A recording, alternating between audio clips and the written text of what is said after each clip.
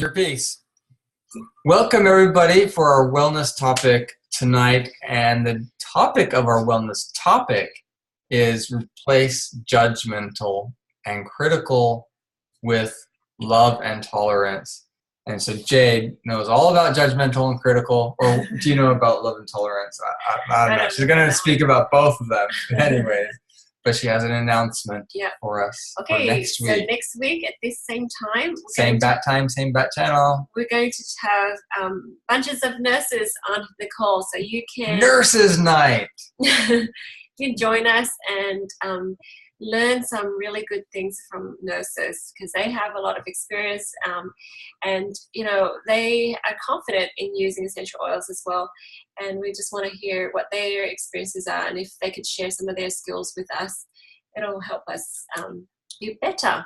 Yep. So bring all your nurses' questions. So Debbie Gordon is going to be our lead nurse, and she's going to help us. But if you could send in your questions for me, so I can, we don't have to have duplicates. We will ask the most popular questions. So it's kind of like a physician's panel, but better with nurses, because actually the nurses know what's going on, right? Yes. Right?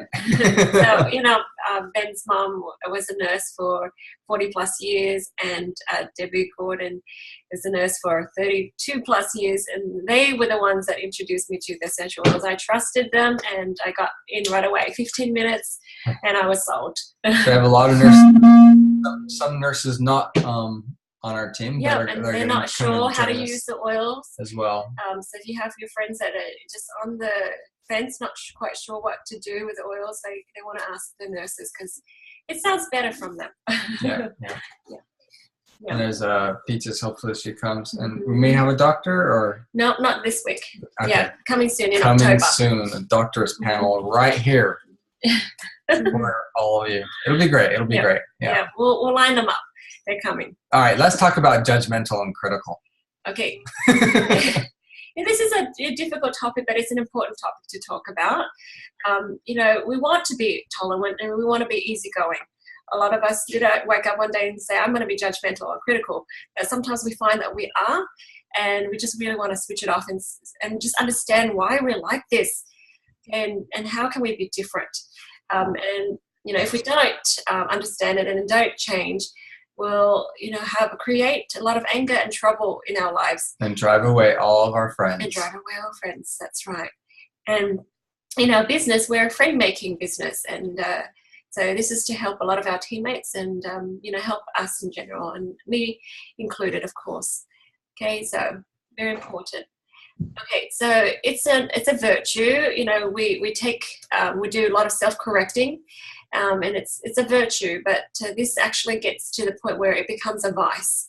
And, you know, we know it's a vice because it gathers negative energy, okay? And we're constantly looking for faults and weaknesses in ourselves, and then it just bleeds into other people's lives too. So we're looking for faults and for other people. So, you know, we went to a beautiful convention, and, you know, the conversations all around us, you hear people say, well, doTERRA should do this, doTERRA should do that. And here I'm thinking, really? It was really good. And the one lady, she was from China. She was an American lady, but she lived in China. And she said, holy moly, you know, there's these Americans that she finds that they're very critical and very negative. She says, complainers. Yeah, how can you look for something to complain about? She said, if you want something to complain about, I'll tell you some things, you know, all the things that other people in the world deal with. It's a lot worse, but somehow we still can find something here. So it's for all of us, okay? Because we want to be better and we want to self-correct, and that's why we're doing this, okay? So, you know, if you think about it, if you have a report card and your report card has all of these A's, and, you know, a couple of C's, a couple of B's, and then one C or something. And you just look at that C and you look at that B and you think, oh, and you add so much emotion to it, and you punish yourself. You criticize yourself. Instead of focusing on all the great A's that you've achieved, you know, we just go, oh, why am I not perfect? Why am I not, you know, well-rounded? So, when we do that, actually we attract more negative. Okay, so if we consider everybody as evolving and growing and changing creatures, because we are evolving and changing creatures, then we don't box people in, we don't box ourselves in. So this person's sort of this way, this person's that way. Sometimes it's just not necessary to say. So I feel like sometimes when we put people in a box and say this is who they are, it's like us playing God and saying this is who they are forever, which isn't true. And sometimes we say to ourselves, "Oh, I'm so dumb." It's like labeling ourselves and just keeping ourselves in that box. And I tell myself all the time, "Wait a minute, who am I to play God?" So I'm not to say that about myself anymore. And I need to practice giving myself some slack and honoring myself. And, when you start to honor yourself, you honor other people too. The other thing too is why do we beat ourselves up? I find that when I do energy healing with people, it's because, they've been corrected so much as a young child. They don't feel safe making mistakes, around their parents or around their teacher. So they, because they get punished, they don't feel safe. So as adults, when we make a mistake, instead of, saying, okay, I'll do it again next time and I'll do it better. And that's about all that we say. Instead, we drive it in deeper and saying, oh, I'm so this, oh, I'm so that. And we punish ourselves or we parent ourselves more. And what I find is there's a false belief under that self-punishment is that, the lack of trust of yourself. Like you feel like you can't trust yourself to choose the right. So you have to kind of drill that lesson in, drill it in really deep until it hurts. But that's not necessary, because if we can give ourselves some slack, help ourselves feel safe, we have more courage to succeed. And I'll give you an example. So my oldest daughter, she's a straight A kid, and it's hard for her to make mistakes, and she's very hard on herself. And I wanted to look for an opportunity for her to make mistakes, and then to tell her that I still love her, that she's still safe to do so. And she did. She forgot that there was another side to her assignment, and then she only did one side, and then of course she didn't get the grades that was required, and she felt bad. And we talked about it, and I said, big deal, that's just a snapshot of that one time. And I said, how do you feel? And she said she felt terrible. And I said, does this make you unworthy? And she said, no. And, do your parents love you less? And she said, no. And I said, well, all that emotion, that's not necessary, is it? So afterwards, she kind of got it. And I said, go ahead, make messes. You're fine. And I have to do a lot of a childhood regression with a lot of people, because that's what stops people from succeeding in this business, especially sharing the oils with their heart. And sometimes they stop themselves because they want to do it right. But this is a people business, we don't know. We don't know. Sometimes we just share with our hearts, and then we just do our best. And people are people, so we do things differently all the time, and we will make mistakes. But people hold themselves back and just not share because they're so worried about making mistakes.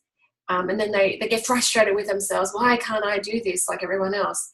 And when I do childhood regression work with them, I find that, sometimes like at 5 years old, they feel bad making messes. I made a big mess and I spilled and I got, spanked, and just don't want to do anything, and they rather hold themselves back because they're so scared. They don't feel safe.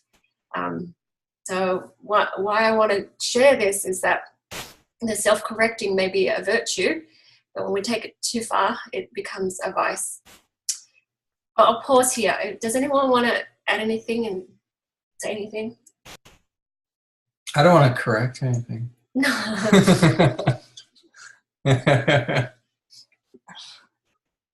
I'd like to share. I, I was raised in a home where I expected to do things. Lucky to go to a very where we were very goal oriented, and the whole point was to get into a really good college. And so I really did have that mindset that if I didn't do things just perfect, I just wasn't worthwhile. I just wasn't the best. I wasn't going to get where I needed to go in life. I wasn't going to be have a successful career or any of these things if I didn't like go to a fancy Ivy League school. And so every time I did experience a failure, it was like soul crushing. It was just like, you just feel like the weight of the world is on your chest and you're never going to be enough. And that was really frustrating for a long time. And I feel like the oils have been life-changing for me in that aspect, because now I don't kill myself when I do. It's finally, for the first time in my 35 plus years, okay to make mistakes and to be human. And I wish that I could express that to other people. I see it in my 4-year-old daughter, which is really hard for me because she's only 4. And I think to myself, if you behave this way, it's probably because of the way I behave with myself. She's mirroring my own behavior. And I see when she makes a mistake and she just is so crestfallen and broken looking. And we've been working through it. And so now she says, Mommy, I'm sorry I made a mistake. And I say, that's okay. It's okay to make mistakes. We all make mistakes sometimes. We try to be better. I mean, and she's getting, a little bit better. But then I see myself in her almost to a T, so with a different name, basically. But she's her own person. But I just hate to see her go through the same things that I went through growing up. And so that's huge for us to be able to use the oils to heal that part of my life that has affected her life. Yeah, well, thank you for that. I think a lot of people are like that. We try so hard because we're so afraid that we'll mess up. And afraid we'll mess up our children, so we correct them right away. And one time, Michaela was one of my oldest. I don't know what she was doing. She was reading. She does a lot of reading, and sometimes she doesn't hear or see anything that's happening around her. And then my dad said, "Oh, you better correct your daughter." And I said, "Okay, I'll tell her. When someone comes in, you stop and you say hi, okay?" And then he's like, "Is that it? Is that it?" I'm all, "Yeah." And he's like, "Well, you have to kind of punish." And I said, "Look, she's allowed to make mistakes under my roof. I want her to feel safe, because otherwise, she'll hold back and she'll make bigger mistakes when she leaves home." And I've seen people in college, my roommates, they do that. They make big mistakes, very crazy mistakes, because they weren't allowed to make small mistakes. And you don't have that freedom to play and to create and to make messes. So recently I did a lot of energy healing. One girl was my niece, and she was 2 years old. And it was very sad because, I think everybody around her was very tense. And so the more she tries as an adult, the more she messes up. And it just teaches her how unworthy she is. And over, she wants to give up time and time again, because what is the point now, right? Everybody holds happiness at an arm's reach away. It's just never happy with anything she does. So, then we had to go back and say, "You're good. You make a mess. I still love you." And that was very relieving for her, but it hurt so much to go back there. And 2 years old, guys, can you imagine spending all that your life feeling not good enough, right? So, if you look at a 2-year-old, she falls over and big deal. She tries to walk and she falls on her bottom, big deal. You say, "Get up, do it again," right? Imagine you falling over on your bottom and saying, "Oh, you know what, forget it, don't walk." You're not made out to walk. That's silly. I mean, as an adult, we think that's silly, but we're still like that. We're still children. We're still growing in our own way, in our own time. So if we see each other as that, it's much easier. The other thing I find that sometimes we forget, but we hold others to our standards. So if we have our own education, our training, our own experiences, And I feel that sometimes I'm like this with my children. I am quite strict when I cook, for example. I keep the kitchen very clean. And when my kids cook and they make a mess, but they're still cooking, sometimes I get very strict on them and say, hey, you better clean up all this. You have better do all these things instead of just letting them be and then asking them questions. How can this be better? How can we do this different? So I've learned as a leader too, to ask questions to help them stimulate solutions instead of me giving solutions to people according to my standards. Okay. Anyone want to say anything? I think it's important when you think about holding people to you to have multiple perspectives, because we all grew up in different homes. We all come from different places. And I know Tom and I grew up in vastly different worlds. And so when I met him, it was eye-opening for me to see that things could be so different in another family. And even through meeting different people, different friends from different cultures around the world, I think it helps us if we can be humble and step outside ourselves a bit and realize that this world doesn't revolve around me, and I'm not the only one who sees things a certain way, that there's hundreds and thousands of different ways to see a certain thing. And I think it helps to open up your mind and your spirit to help other people. Mm-hmm. Yeah, like that. Lots of different ways to do the same things. So, even like an example of doing the dishes, I just say, well, mommy does it this way, you can do it this way, or daddy does it this way, you can do it this way, or you can make up your own. But as long as the dishes get clean. So that's what we've settled on, and it really helps. Okay. Having less rules and just tell them this is the principles, the result that you need to do, and these are the principles to follow, and let them make them, because when they leave, they're not going to have the rules. Yeah. The rules stay behind, if they live in another house, but they'll have principles and they'll be able to figure out things and use their own talents and skills. It's better if you instead of we find that when we tell our children to do things and we talk to them about it and explain the intrinsic reward, like we love having a clean home. Isn't it so nice that everything's clean? Let's help keep it that way. And people, they'll follow you more instead of follow you because they're scared of being punished or something. Yeah. Anyways. Mm-hmm. Yeah, thanks, Ben. So how do you know that you're judgmental and critical?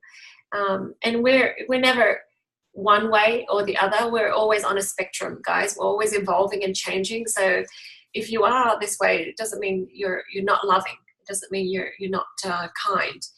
Okay, so we're trying to be a better version of ourselves every day. Okay. If you could just ask someone, am I judgmental and critical? Yeah. Are you being judgmental and critical by telling me that I'm judgmental and critical? Well, there's some things here that can help identify. So things like the kids complain about, you listen to your kids, monkey see, monkey do, right? So if I see my kids being critical of themselves, they're hard on themselves, or they complain about certain things, I know that that's from me, right? Because more than likely that's where they got it from. And I teach a lot of children as a teacher, and I teach at church too, and I see the kids and the things that they say.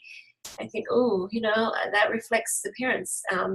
It's just basically helps me reflect on myself and change me, because that's all I have control over. And then eventually that will help my children. Okay. If people don't feel safe around you, there's certain individuals that I feel like I can't even breathe around them. I have to be careful because I'm going to be faulted somehow.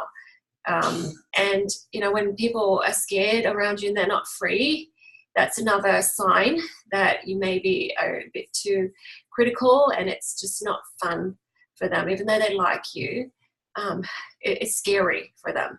Okay, you might say the wrong thing and then they get you in trouble. Or you have very few close friends, right? If you do have ones that are close, do you have an ability to speak heart to heart with them, okay, and share your heart and soul? if you don't, then maybe it's just difficult for people to open up to you. And can they tell you anything Yeah. without you? Yeah. So we want to make it so that it's a safe environment. Okay. If you feel like people don't like you, or you feel like people talk behind your back, or people push, they push away from you. Their energy is low and heavy. That might be a sign. You feel like you're rejected, or there's a lot of conflict and drama around you. I hear sometimes, we're trying to resolve a solution on the phone. It's funny because I have some teammates call me and say, Jade, I called doTERRA 5 times. They didn't fix this problem, blah, blah, blah. And I said, let's get on the call with me. So I call them up and I thank them and I tell them, assuming that the doTERRA people know what they're doing, or resolve it like that. And they're like, but I talk to them too. And I think it's because they expect it. They expect drama. They expect to be, to pick, I don't know what it is. But sometimes when you expect people to understand you. Self-fulfilling expectations. Yeah. So you have two types of kids, right? You have some kids that say, hey, Mom, I got to do this. I got to go here. This costs this much. Can we do this? And another kid's like, Mom, I want this. How come I don't have this? And then you really go, wait, this kid, what's going on here? You don't even want to hear what they have to say because they're already ready for a fight. So there's just, because we're fortunate to work with a lot of people in our business. And so we start seeing these patterns, and, we're able to help people change too. So we had a girlfriend recently, she had a conflict with her teammate, and I said, look, you can't leave it like that. You're going to go back and we're going to resolve it this way. And she texts me back. She's like, oh, all done, all cleared, all love each other again now. Instead of thinking, oh, drama, more drama, I'm just going to push them away. Because I said, if you don't resolve it with this person, you're going to have the same lesson again with another person. So it's the Groundhog's Day that's going to repeat, and it's going to be bigger and uglier and bigger and uglier. So take this advantage, this situation, and take advantage of it. And make it work for you. And once you resolve this, other problems don't happen. I find it's interesting with Ben's line of work as a lawyer. He'd come home and he'll say, look, we live in a totally different world than a lot of people do. There's sometimes they just attract one drama after the next. And so you just watch yourself and, ask yourself questions. Am I attracting a lot of drama, a lot of things that really don't need, it's not necessary. And some people think that that's how life is. And they don't realize there's other people that live life relatively free of drama and conflict. Okay. Feeling intolerant and irritated about other people's differences. And that's another sign. Okay, and then jokes that instead of lifting people up, putting people down, jokes. And those are signs of being critical. Okay, I just want to share with you, I'm just going to quickly go down here, some of the things that help us, okay? How to be more kind. And I do have some oil suggestions too. So we have some oils here, coriander, okay, cassia, bergamot, geranium, rose, and the Forgive, the renewal blend. Those are really good oils to use a lot, because then you relax and you expect the best out of people. So I don't want to take too long, but I'll share with you some ways that we can develop a more of a kind spirit and a more tolerant spirit. But before I go on, does anybody want to say anything?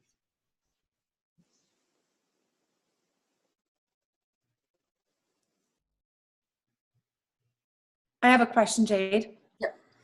What do you often see physically when this is going on? What do you mean physically? What are the physical manifestations? Physical manifestation, like a physical body. Being intolerant. A lot of blood pressure problems, kidney, and even weight problems. Yeah.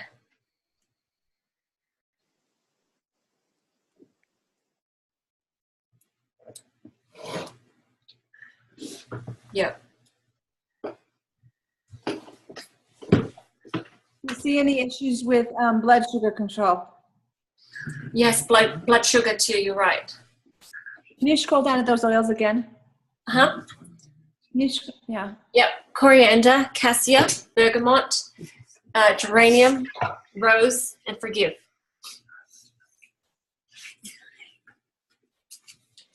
Can I share something, Jade? I was going to say I've used all of those oils over the last 9 or 10 months, and I was type 2 diabetic and basically anymore because I've been losing weight and exercising and using oils. And part of it has all been energy healing and spiritual healing and learning to love myself and forgive myself and be less judgmental and critical, not only of myself and of others. I might get in trouble for saying this right now, but I feel like we're among friends and a safe place. But I know that in Tom and I's marriage in the past, we've had issues where I've been too critical and I've been too judgmental of him, and it's become a problem. And he's, been brave and said it to me, which I know had to be hard for him. And I feel like I've been working to try to improve on that and open communications and be better about it, which hopefully I'm improving. But I think that the oils can be amazing in helping you to do these things. Whether it's the emotional stuff or the spiritual, like when you start a junction and you have all systems interacting and healing together, it makes your entire life improve for the better. Yeah. Yeah, and you no longer expect, bad things to happen to you, right? And mean people. And yeah, that's excellent. Thank you so much, Marissa. Marissa's been a very powerful inspiration to a lot of people around us. If you have an opportunity to get to know Marissa, there's a lot of wonderful stories that she could tell you. It really helps. But I have a list here of something that might help you and I. So number one is to give ourselves some slack. You're a child of God too.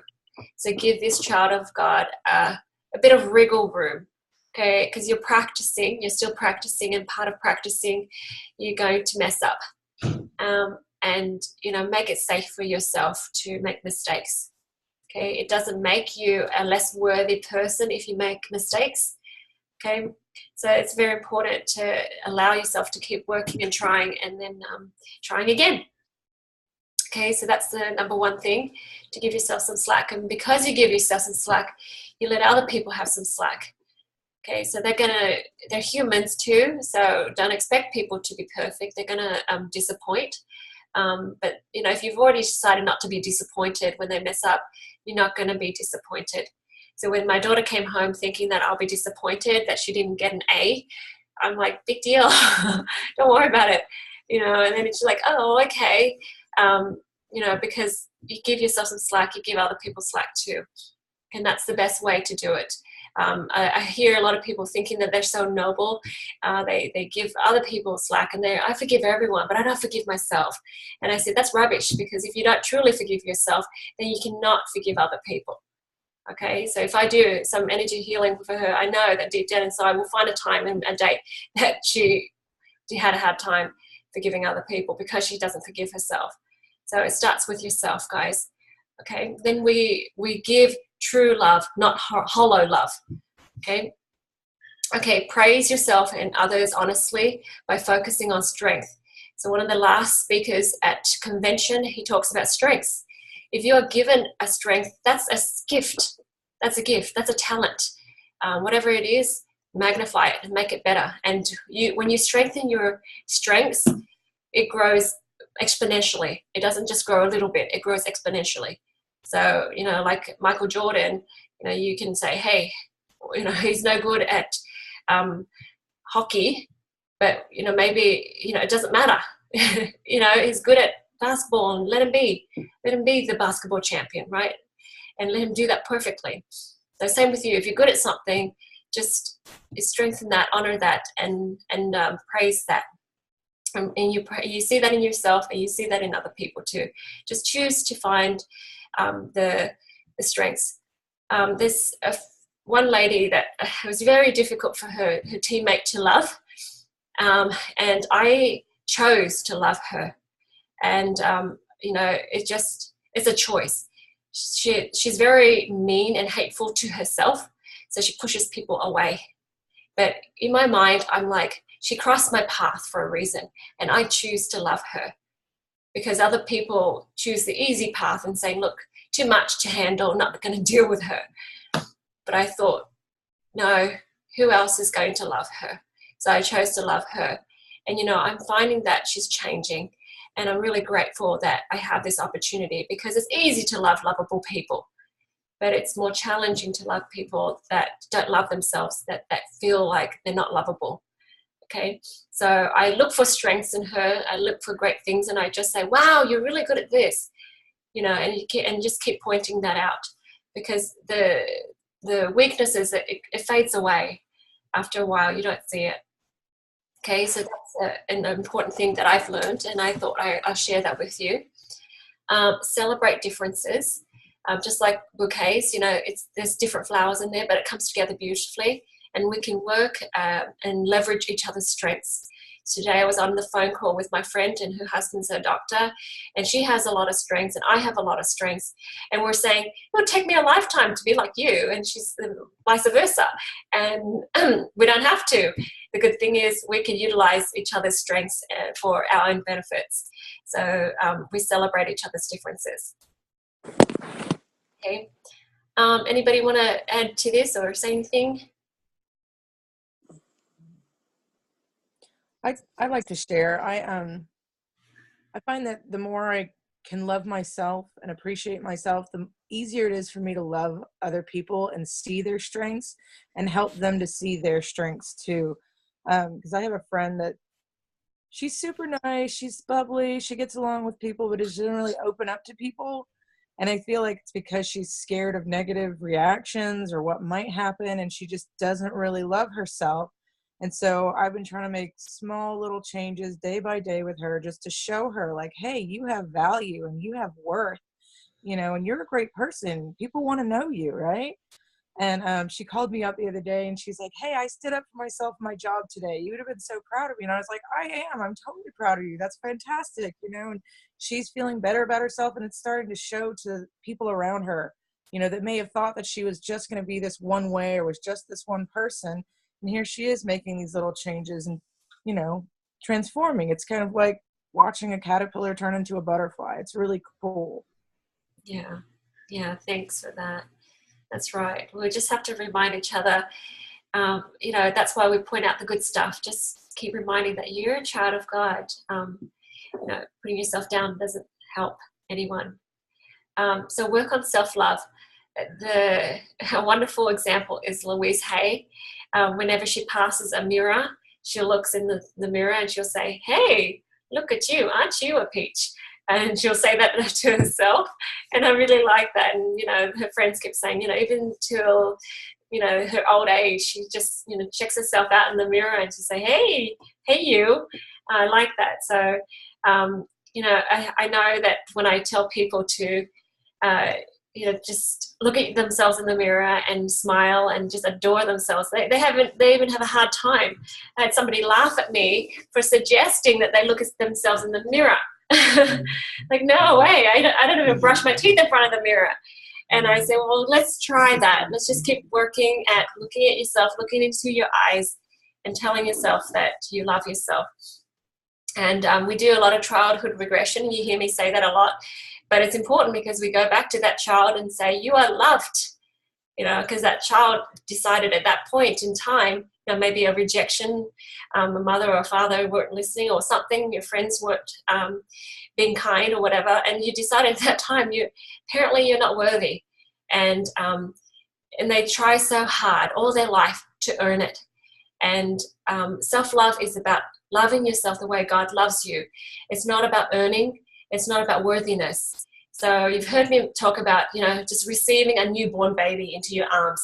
That newborn baby doesn't need to earn anything. It doesn't have to be worthy of anything. That baby is yours, and that's all that matters. You are God's, and you're worthy of love. You don't need to earn it with anything you do, with anything you have. So if you think of it that way, you're enough. You're enough to be loved. And so love this child of God that's staring back at you in the mirror, okay? So allow yourself to receive, and just keep practicing receiving.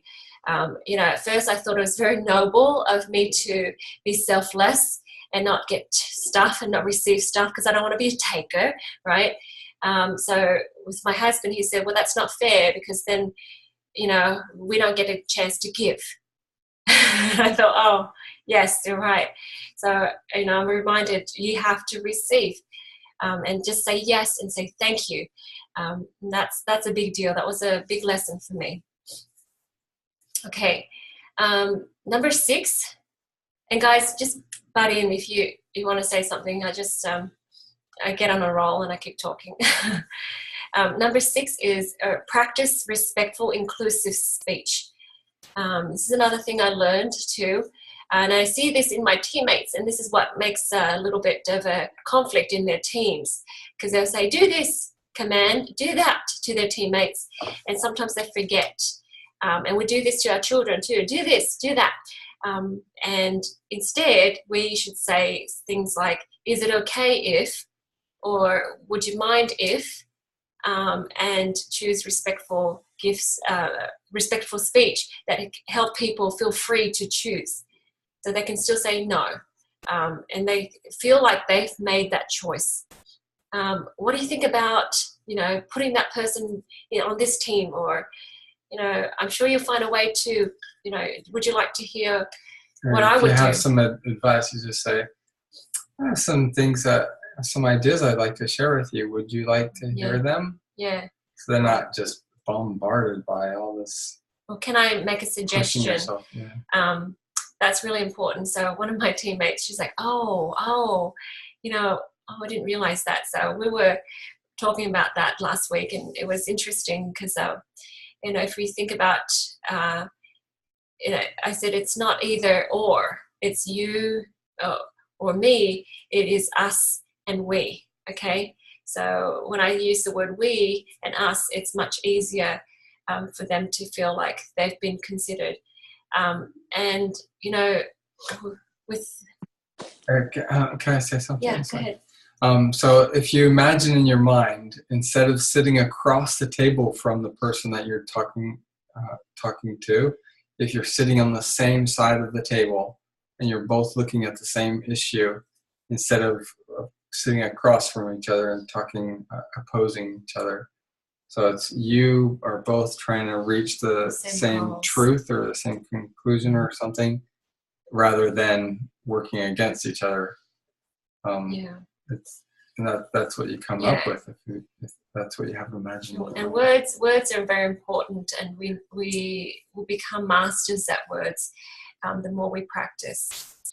Okay, and I really appreciate Ben, because going through many years of law school really helps him kind of hone down exact meanings of words, and he's very particular about the words he uses, and it reminds me that I have to do the same too.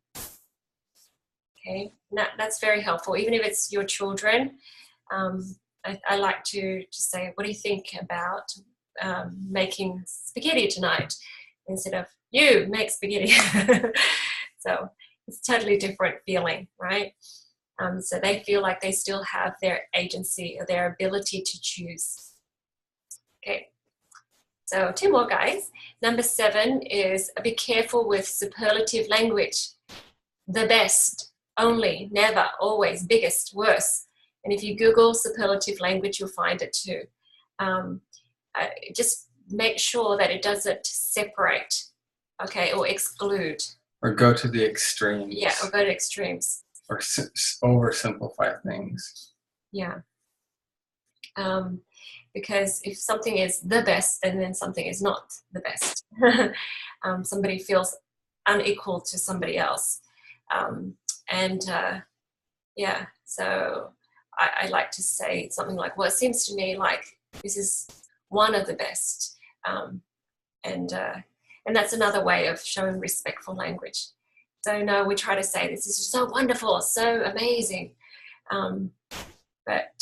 Yeah, when it's talking about people, just need to be careful with superlative language.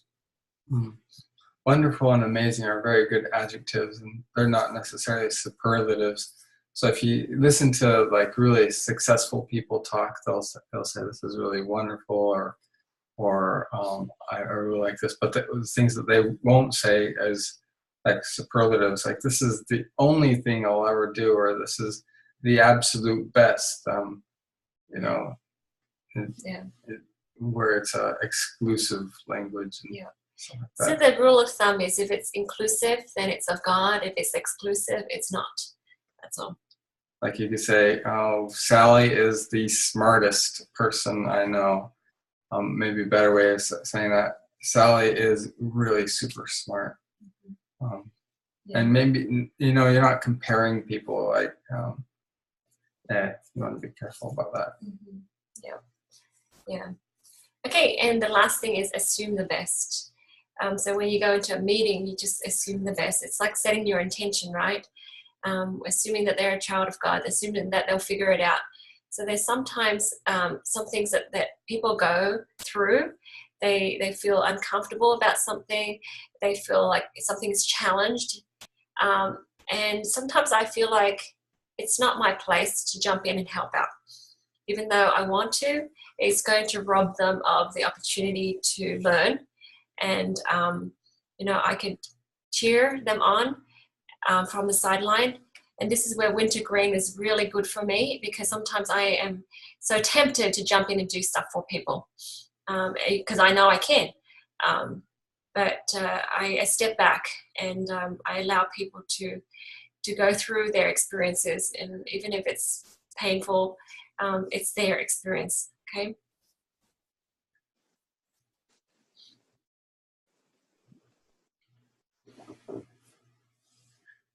So just assuming the best. And a lot of the traumas and the pains that we've had in the past, it's part of our perfection. It's part of our gift. It's the things that we learn, and now that we've got experience and strength in that area, we use that as a gift because that helps us with the purpose for which we are created. Okay, so that's really important. Okay, so assume the best. All right, guys, that's all that I have to say about this topic.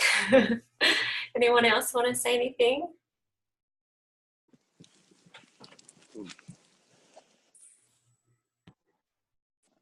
This has been excellent, Jade. I'll share a story from my past. Can you hear me okay? Yeah. My internet's going in and out, so I apologize if I go in and out. Years ago, when I left the hospital setting, I felt inspired to stop by one of the birth centers.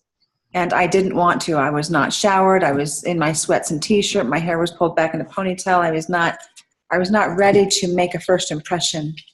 And I fought it, and finally I did. I stopped in and I walked in not knowing what I was there for, what I was supposed to say. And so I said to the midwife that was the owner, I said, do you have childbirth education classes here? I didn't know what I was there for. And she said in response, oh my gosh, that was serendipitous. We were just talking about that in our staff meeting. And to make it even a little bit more awkward, I really didn't care for this midwife. And I had been judgmental and critical. Years ago, she was just really kind of a nasty woman. And I remember her receiving some awards and thinking, are you serious? You would award her for that? Really? I don't see that in her. And so I was critical and judgmental. And anyway, over the course of time, and I knew when I went there, well, there was a long, that sort of way. But anyway, eventually she hired another hypnobirthing practitioner, and it didn't work out. So she called me back and asked me if I would consider teaching hypnobirthing at her birth center. And so I did. And as I went in there, I started sharing kind of the hypnobirthing philosophy. She watched me teach for 6 weeks in a row and made sure I was I met her standards and that I was not teaching anything that she couldn't live with. And so at any rate, they needed some help. So I became a midwife assistant there at the birth center. And I knew I had nothing to lose. So I was really forward with how I shared different things. And to make a long story short, I learned to love this midwife and have respect for her. And what I thought initially was nastiness was kind of a mirror image of me, because I had seen through her eyes what she had done in all the years of her practice to stand up for birthing women and mothers in the legislative arena. And she had gone to bat for women to bring birth back home. And she fought a big fight. And I learned to love her because I found myself having fought the same fight in the hospital setting. Isn't that awesome? You know, you just look for these learning opportunities, and I like what you said. It reminds me of looking for people, just giving people the benefit of the doubt. Sometimes I see children in people, and I wonder what made them so harsh, what made them so negative. Yeah, and then you find it, and you just have this outpouring of love for people. And like I said, sometimes they don't feel love for themselves, and they push people away. And they have very few friends, and I choose to love them anyways. And I really like that, because I'm like, well, I can love, easy to love people, lovable. But when they're tough, that's a better challenge for me sometimes. I have a story similar to Debbie. Our deputy principal, she was kind of mean and nasty, and she just was very snappy at people. And the other teachers would talk about her behind her back, and I didn't want to participate. I thought, I'm going to choose to love her. And one day I came in at the wrong time, and she was already snappy about somebody or something on the phone. And so she turned to me and she snapped at me like, why didn't you know this and this? And I thought, whoa. And then I looked at her, I'm like, Lynn. And, you know, I didn't take it as a beating on me, and I threw love back at her. And then she just calmed down after that. And then she showed me where I had to find all those papers that I was asking for. And then after that, she just loved me back. And even though she was nasty to everyone else, she was very loving to me. And every time I came back to Australia, as soon as I texted her and saying, hey, I'm back in Australia, she's like, come into work. And then one time they didn't have, a position for me necessarily, but she's like, come in every day. There's something for you to do. And, there's a teacher that came in, and she was pretty negative. And she's like, how do you get work here all the time, Jade? I sit by the phone all year, and I get maybe 2 calls. And, and I'm thinking, wow, it's because I just chose to love this lady. Because even though she's mean and nasty to everybody else, it doesn't mean she's not worthy of love. So that really helped me grow. So here's a list of affirmations, new ways to wire our brains. Okay, so I'm equal to all of God's children. I'm smart enough, I'm capable enough to learn and change. There's only one of me, and I'm free to be me. I'm safe even if people are different. I love and honor myself. I allow myself to be loved. I respect others for who they are. I give others the benefit of the doubt, and I allow others to be safe around me, even when they mess up.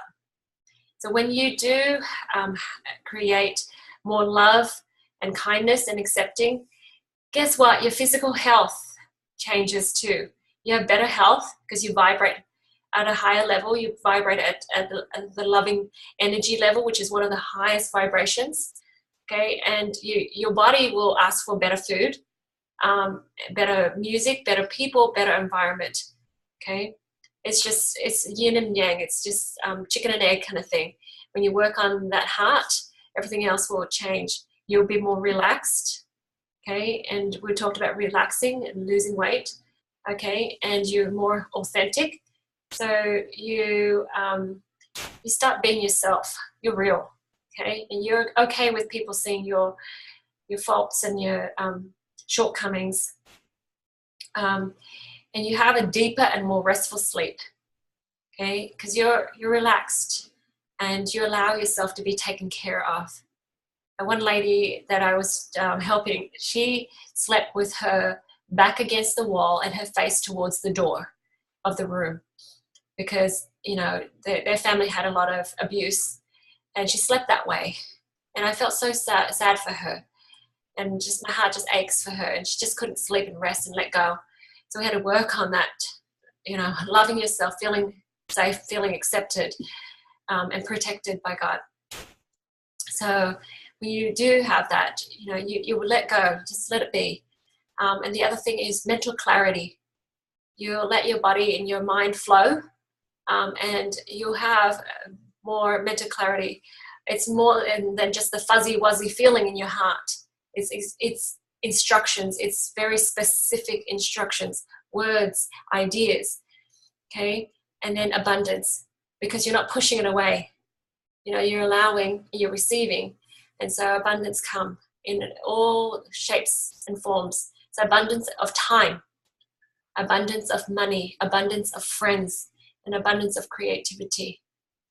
And I find that to be true. The more I work on this, the more abundance come into my life, and it makes my life meaningful, makes me feel like I have a purpose for my existence on this earth.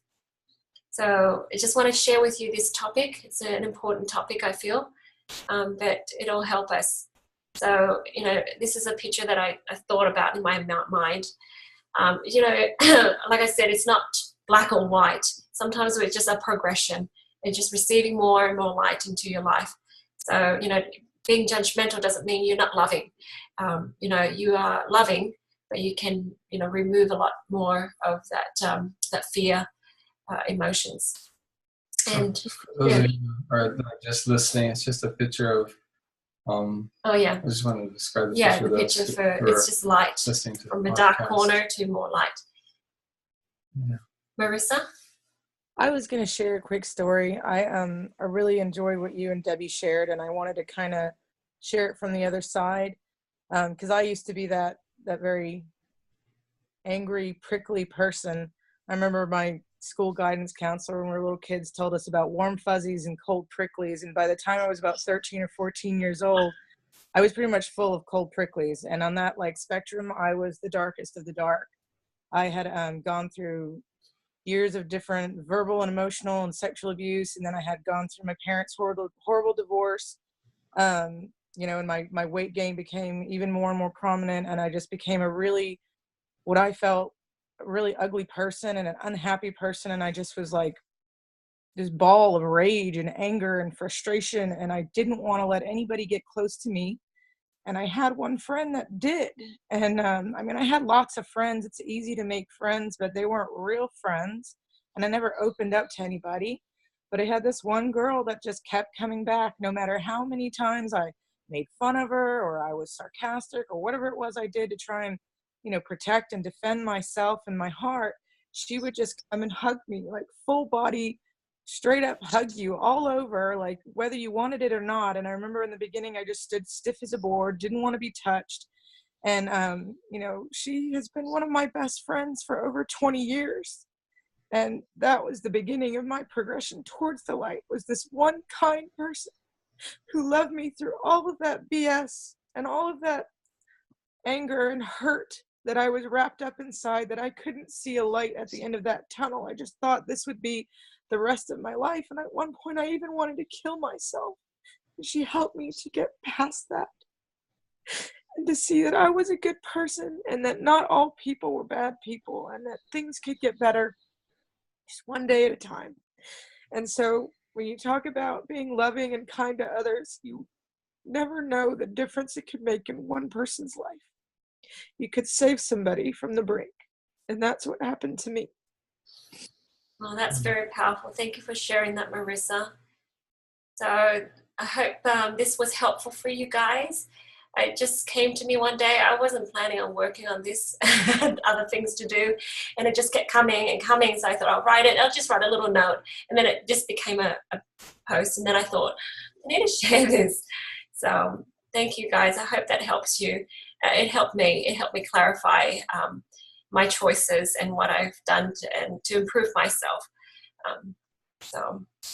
Well, thank you so much for joining us. Anyone else want to share your thoughts and feelings?